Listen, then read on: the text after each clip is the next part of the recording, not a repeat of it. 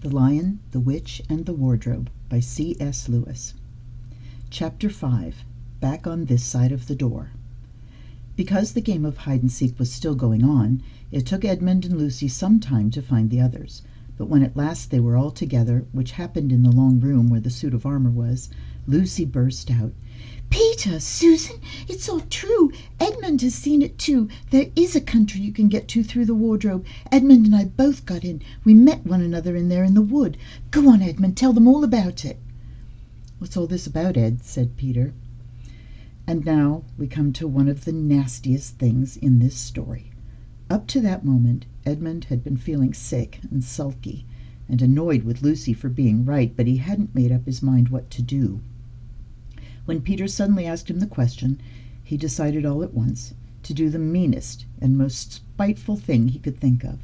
He decided to let Lucy down. "Tell us, Ed," said Susan. And Edmund gave a very superior look, as if he were far older than Lucy. There was really only a year's difference.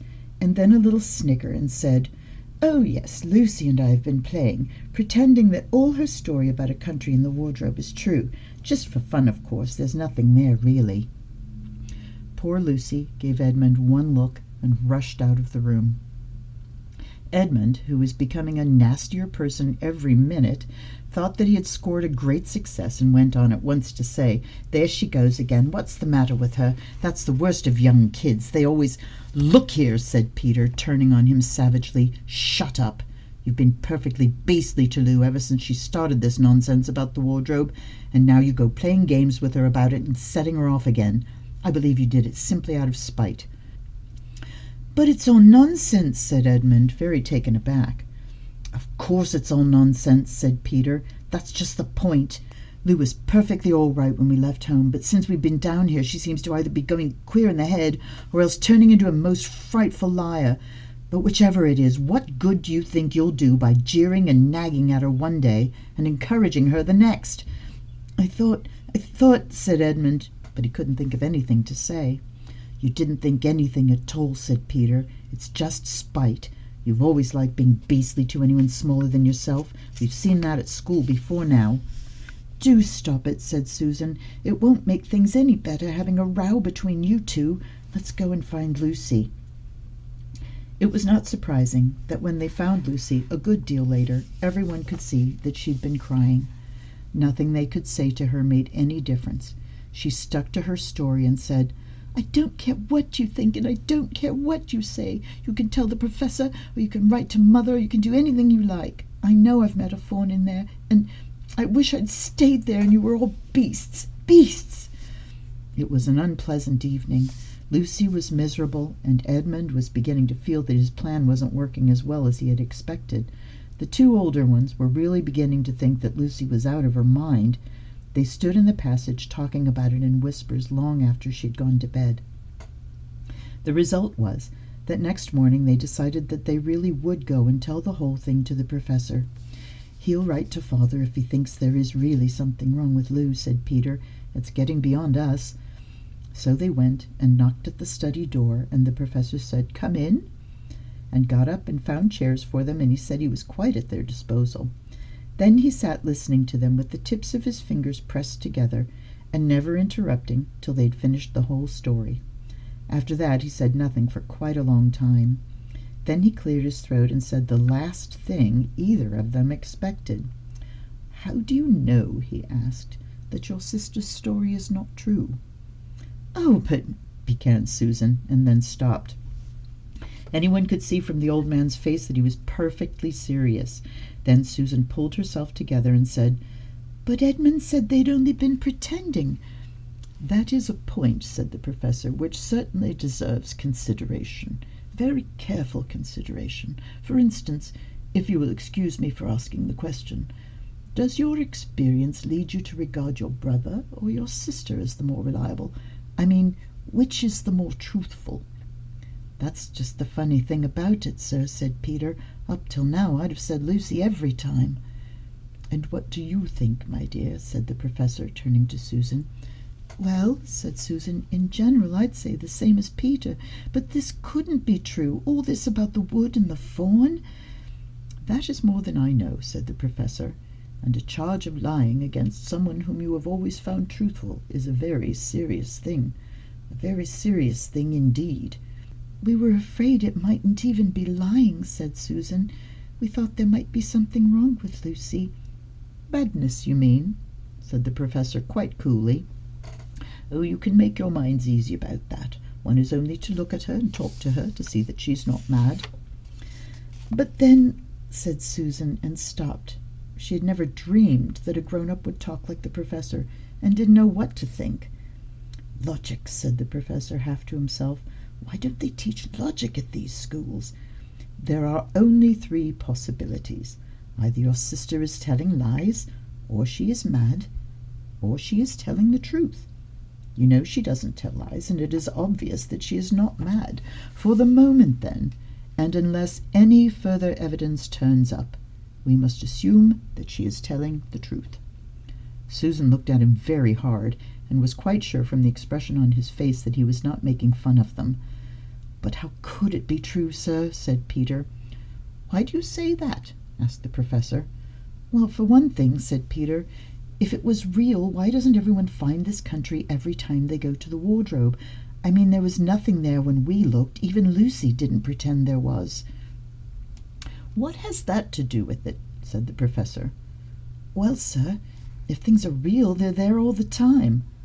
"Are they?" said the Professor, and Peter did not know quite what to say. "But there was no time," said Susan.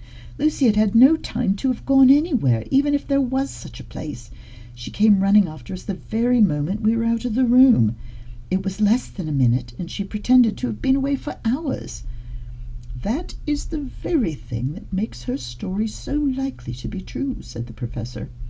"If there really is a door in this house that leads to some other world, and I should warn you that this is a very strange house, and even I know very little about it. If, I say, she had got into another world, I should not be at all surprised to find that that other world had a separate time of its own, so that however long you stayed there, it would never take up any of our time. On the other hand, I don't think many girls of her age would invent that idea for themselves. If she had been pretending, she would have hidden for a reasonable time before coming out and telling her story." "But do you really mean, sir," said Peter, "that there could be other worlds all over the place, just round the corner like that?"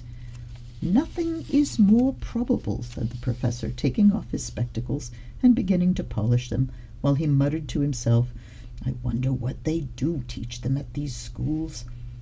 "But what are we to do?" said Susan. She felt that the conversation was beginning to get off the point.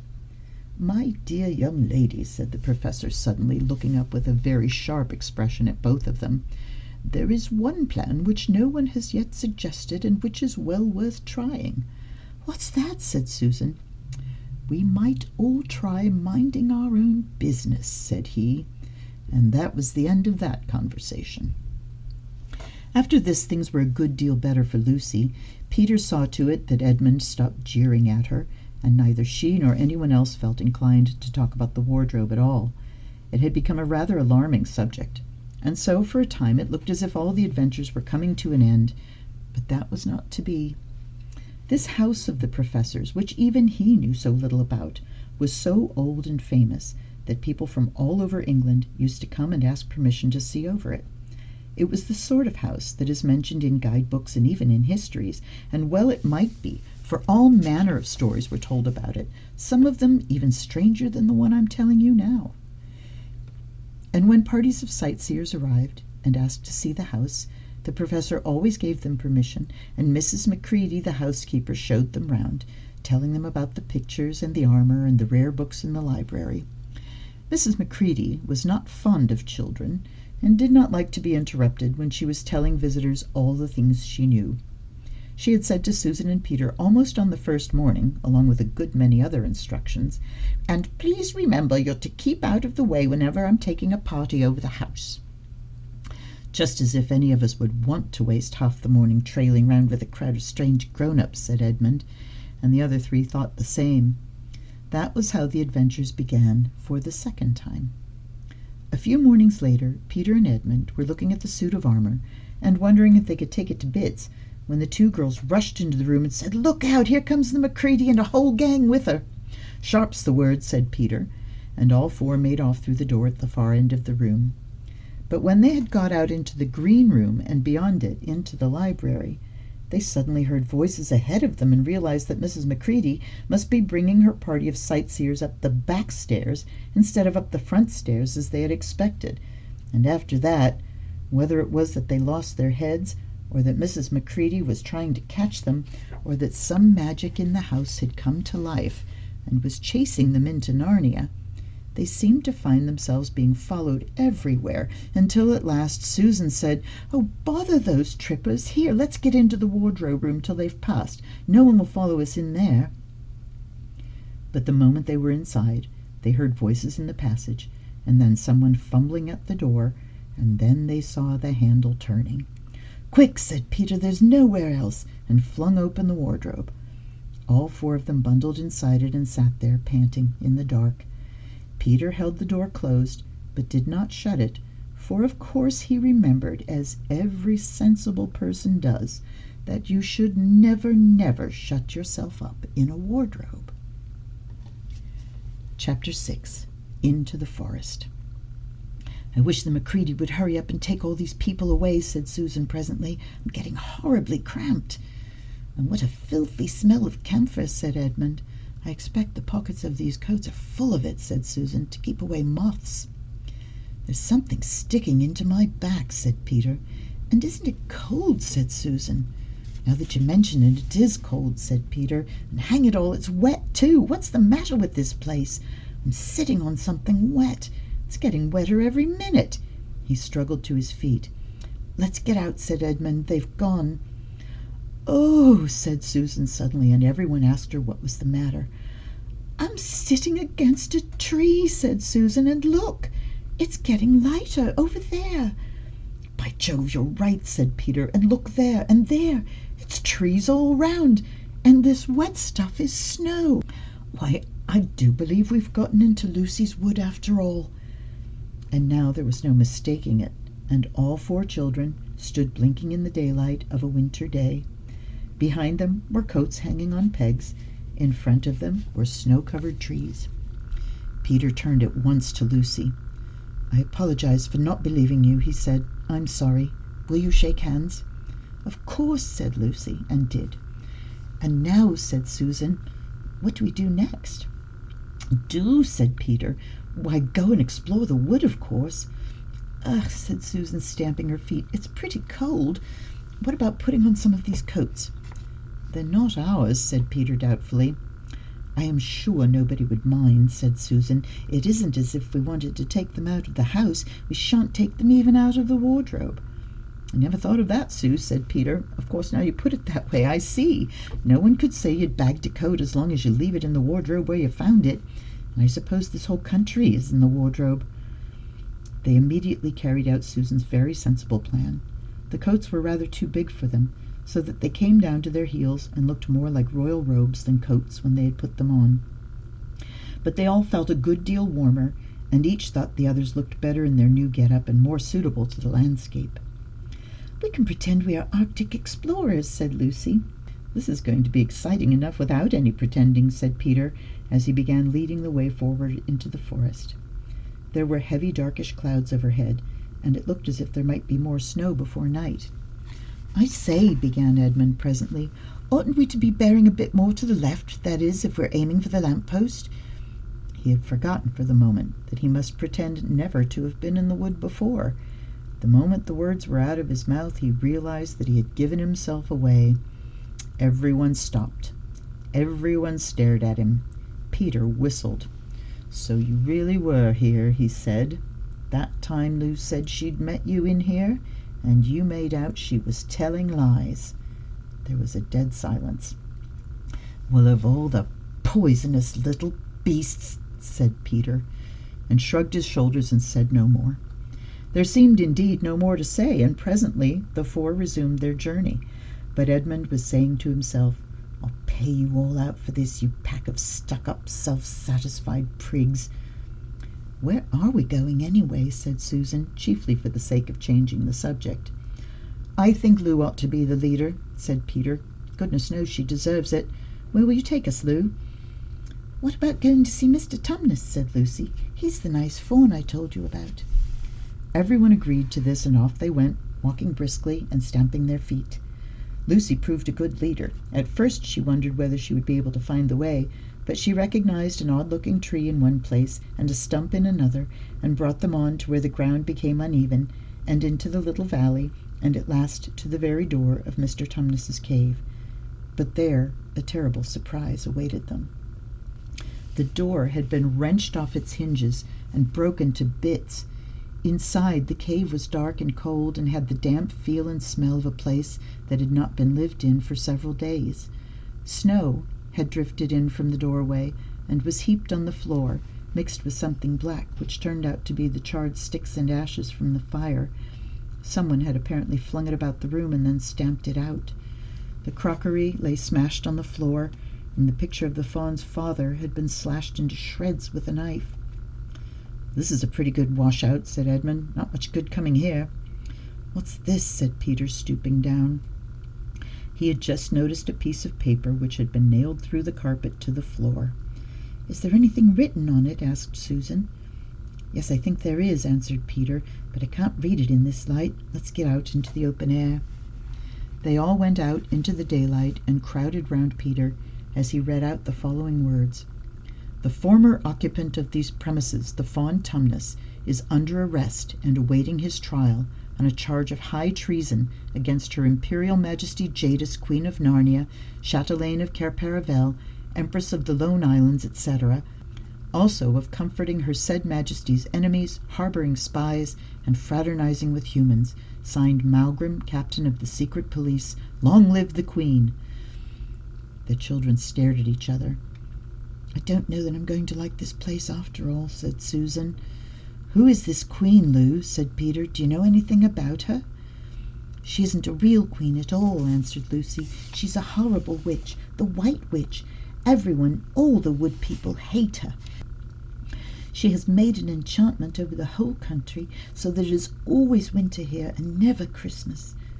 I wonder if there's any point in going on," said Susan. "I mean, it doesn't seem particularly safe here, and it looks as if it won't be much fun either. And it's getting colder every minute, and we've brought nothing to eat. What about just going home?" "Oh, but we can't, said Lucy suddenly. "Don't you see? We can't just go home, not after this. It is all on my account that the poor fawn has got into this trouble. He hid me from the witch and showed me the way back. That's what it means by comforting the Queen's enemies and fraternizing with humans. We simply must try to rescue him." "A lot we could do," said Edmund. "We haven't even got anything to eat." "Shut up, you," said Peter, who was still very angry with Edmund. "What do you think, Susan?" "I've a horrid feeling that Lou is right," said Susan. "I don't want to go a step further, and I wish we'd never come, but I think we must try to do something for Mr. whatever his name is, the fawn." "That's what I feel too," said Peter. "I'm worried about having no food with us. I'd vote for going back and getting something from the larder, only there doesn't seem to be any certainty of getting into this country again when once you've got out of it. I think we'll have to go on." "So do I," said both the girls. "If only we knew where the poor chap was imprisoned," said Peter. They were all still, wondering what to do next, when Lucy said, "Look, there's a robin with such a red breast. It's the first bird I've seen here. I say, I wonder, can birds talk in Narnia?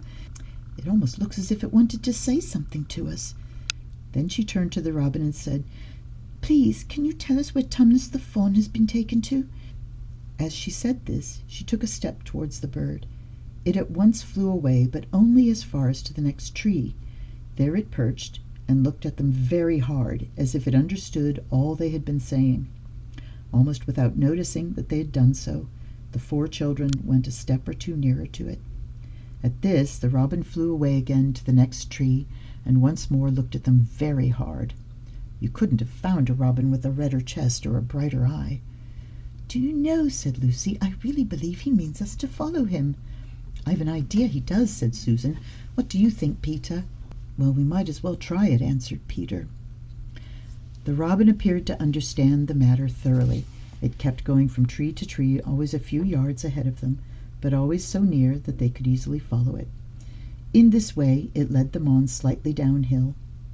Wherever the robin alighted, a little shower of snow would fall off the branch.